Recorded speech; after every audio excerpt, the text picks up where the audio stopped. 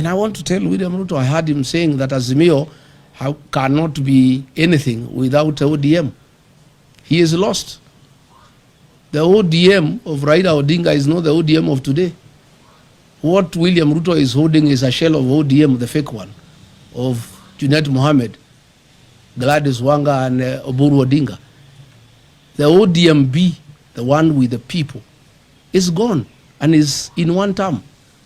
The people of Ukambani are gone, they are in one term. The people of Kisii are gone, they are in one term. The mountain is gone, is in one term. And by the way, there is no UDA without the mountain. It's a shell. So let him not, and he should know, Azimio only lost because the mountain did not go to Azimio in total.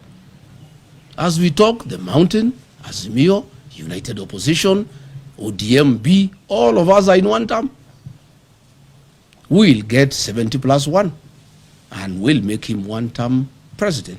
So let him stop sending people to abuse President Uhuru Kenyatta. Let him not demean Azimio. Let him deal with his own challenges that are self-inflicted.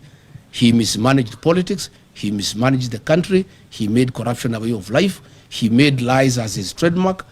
And Kenyans are fed up because they can see through him. And therefore, he should sort out his own problems, and he should not send people to blame President Uhuru Kenyatta for his woes.